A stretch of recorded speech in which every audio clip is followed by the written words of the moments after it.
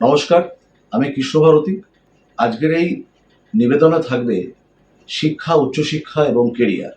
তো তার আগেই বলবো, প্রত্যেকটি শিক্ষার শিকড় কিন্তু তিতো, কিন্তু এর ফলাফল কিন্তু অত্যন্ত মিষ্টি। অর্থাৎ শিক্ষা পদ্ধতি, পরিবেশ একটা বাচ্চার ক্ষেত্রে সবার কিন্তু সমান নয়। অনেকে অনেক ধরনের স্ট্রাগল করে। তো আজকের প্রতিবেদনে থাকবে, সব বাচ্চাই কি উচ্চশিক্ষিত হয়? সব বাবা মার ইচ্ছেই কিন্তু সব বাচ্চারা রাখতে পারে? আমাদের ইচ্ছা আমরা আমাদের সন্তানের ওপর বর্তে দিই, তা নয়। সন্তানের কি শিক্ষা নিলে ভালো হবে, কোন পথে গেলে সে জীবনে সফলতার দরজা খুলতে পারবে, তো সেগুলো কিন্তু প্রাথমিক স্তরেই দেখে নেওয়া দরকার আছে। একটা ছাত্রাবস্থা কিন্তু এক একজনের এক এক রকমের হয়। যদি ধরে নেওয়া যায় 6 বছর থেকে যদি একটা বাচ্চার ছাত্রাবস্থা শুরু হয়, কারো ক্ষেত্রে 21, কারো ক্ষেত্রে 23, কারো ক্ষেত্রে 26, 27, তো শিক্ষার পদ্ধতিটা কিন্তু অনেক লেন্দি। আর এই শিক্ষার পরে কিন্তু আমাদের চলে আসে একটা কেরিয়ার, উন্নত মানের কেরিয়ার। কারণ আমরা সবাই চাই একটা কেরিয়ার তৈরি করতে।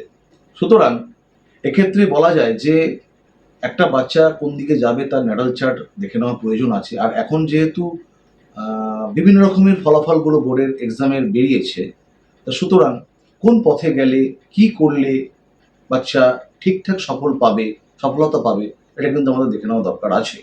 জন্মছক, এডুকেশন, অর্থাৎ একটা জন্মছকের দ্বাদশ রাশির লগ্ন সাপেক্ষে যদি আমি বিচার করি, তাহলে তার 4th হাউস হচ্ছে শিক্ষার ভাব।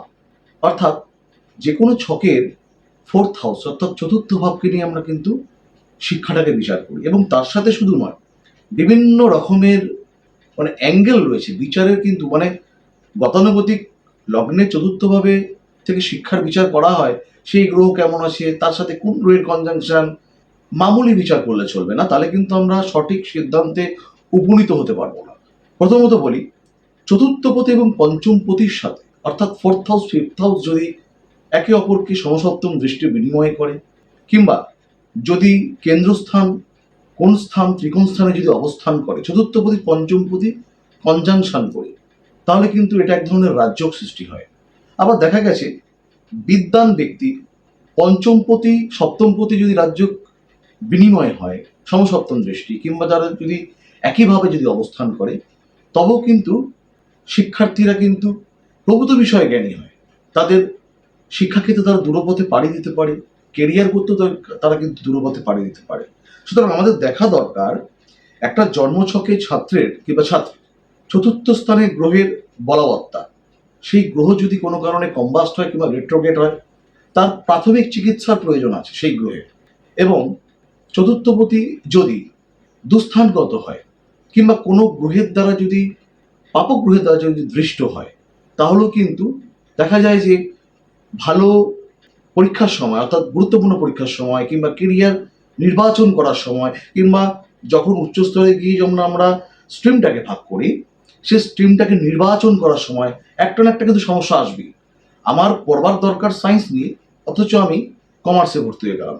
আমার ইঞ্জিনিয়ারিং না পড়লেও হয়, আমার পারমিট করছে না, আমার সঠিক কেরিয়ার তৈরি হবে না।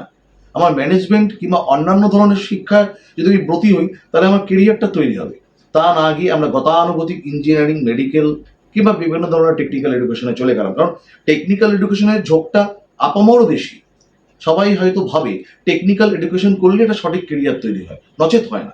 এই ধারণা সম্পূর্ণ ভুল।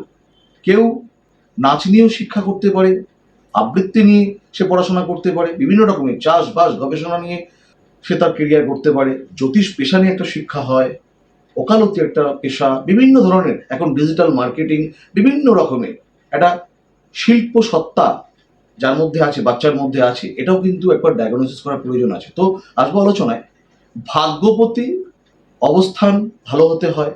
যদি শিক্ষা ক্ষেত্রের অধিপতি গ্রহ উচ্চস্থ অবস্থায় হয়, তাহলে সেই শিক্ষা কিন্তু ভালো হয়, পড়াশোনা কিন্তু ভালো হয়। যদি বৃহস্পতির দৃষ্টি হয়, বুধের দৃষ্টি থাকে, তাহলে কিন্তু ভালো হয়। ন্যাচারালি বলবো, জন্মছকে কারোর যদি শনি মঙ্গল রবির, বিশেষ করে শনি মঙ্গলের কারকতা বেশি হয়, তাহলে কিন্তু টেকনিক্যাল এডুকেশন দেয়। কিন্তু মঙ্গলের সাথে বুধের যদি কম্বিনেশন তৈরি হয়, তাহলে কিন্তু মেডিকেল ছক কিন্তু সেটা ইন্ডিকেট করে। মঙ্গলের সাথে শুক্রের যদি কম্বিনেশন হয়, তবে কিন্তু সেখানে একটা ম্যানেজমেন্টের পড়াশোনা করলে সেটা কিন্তু বেশি ফলপ্রসূ হয়। যদি জন্মছকে বিদ্যাপতি যদি চন্দ্রের আধিক্য হয়, তাহলে কিন্তু যে কোনো ধরনের শিল্পকলা কিংবা কলা বিভাগে কিন্তু সে বিদ্বান হতে পারে। যদি জন্মছকে বুধের কারকতা বেশি থাকে, তাহলে সে হিসাব, অ্যাকাউন্টেন্সি কিংবা কোনো রকমের কমার্স ওরিয়েন্টেড পড়াশোনা, ম্যানেজমেন্ট ওরিয়েন্টেড পড়াশোনা করতে পারে। জন্মছকে যদি বুধ মঙ্গলে যদি আধিক্য থাকে, যদি বুধ মঙ্গল যদি বিদ্যাপতি কিংবা পঞ্চমপতি একে অপরকে দৃষ্ট দেয় কিংবা কনজাংশন করে, তাহলে ওকালতিতে সে ভালো যশস্বী হতে পারে। সুতরাং আমাদের ডায়াগনোসিস করা দরকার একটা বাচ্চার প্রথম বয়স থেকে, 6 বছর 7 বছর বয়স থেকে সে কোন লাইনে। প্রথমত দেখতে হবে যে তার শিক্ষাটা ঠিকঠাক হচ্ছে কিনা, প্রপারলি হচ্ছে কিনা। আমরা এখন সবাই ভুড়ি ভুড়ি মার্কস চাই। ফ্র্যাকশনাল যদি মার্কস যদি একটু কম হয়, তাহলে একটা ভালো জায়গায় হয়তো সুযোগ পাওয়া যায় না। তাহলে কেন হচ্ছে না? গ্রহের অবস্থান, শুধু অবস্থান ভালো হলে হবে না, তার নাক্ষত্রিক যোগ, সেই গ্রহের দুস্থানগত কিনা, খারাপ গ্রহের। আবার অনেক ক্ষেত্রে দেখা যায় একটা ছাত্রাবস্থা যখন চলে, বিশেষত 17 বছর 18 বছর 19 বছর 15 বছর থেকে 20 বছর, সে হয়তো পাপক গ্রহের দশার মধ্যে দিয়ে যাচ্ছে কিংবা দগ্ধ গ্রহের দশার মধ্যে দিয়ে যাচ্ছে। তাহলে কিন্তু সেই শিক্ষা কিন্তু কখনো সফল হয় না। মূল প্রতিপাদ্য বিষয় হলো এই যে আমি আমার বাচ্চাকে কোন শিক্ষায় ব্রতী করব, সেটা তো পরবর্তী বিষয়। বাচ্চা যখন 14-15 বছর হবে, সেখান সেই সময় থেকে আমরা একটু ফোকাসড হই আর কি।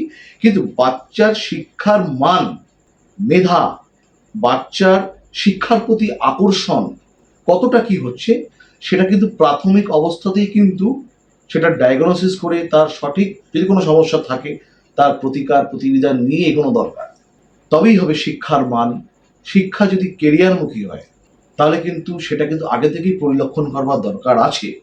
সুতরাং বক্তব্যর শেষে এটাই বলবো, আপনার বাচ্চার সন্তানের এডুকেশন কোন স্তরে যাবে, ক্যারিয়ারিস্টিক চিন্তাভাবনাটা আপনারা কি রাখছেন, অবশ্যই সেটা কিন্তু কাল বিলম্ব না করে একবার কিন্তু সেটাকে রেকটিফাইড করে নেওয়া দরকার আছে আফটার ডায়াগনোসিস। অবশ্যই চেম্বারে সবাইকে স্বাগত জানাবো। বাচ্চাদের শিক্ষা, উচ্চশিক্ষা এবং ভালো কেরিয়ার গড়বার জন্য অবশ্যই সেই জায়গাটা আপনাদের কিন্তু ফোকাস হওয়া দরকার আছে। এখন থেকেই সবাইকে স্বাগত জানাবো। সময়ের অভাবে যদি আসতে না পারেন, অনলাইন কনসালটেন্সি নিতে পারেন, অডিও কল কিংবা ভিডিও কলের মাধ্যমে। আপনার বাচ্চা আপনার সম্পদ, আর আপনার সম্পদ দেশের সম্পদ, সমাজের সম্পদ। তাই বাচ্চার শিক্ষাকে গুরুত্ব দিন। অন্যান্য বিষয়গুলোর মতনও বাচ্চার শিক্ষাকে গুরুত্ব দিন প্রাথমিক অবস্থাতে। প্রত্যেকেই ভালো থাকুন, সুস্থ থাকুন। নমস্কার।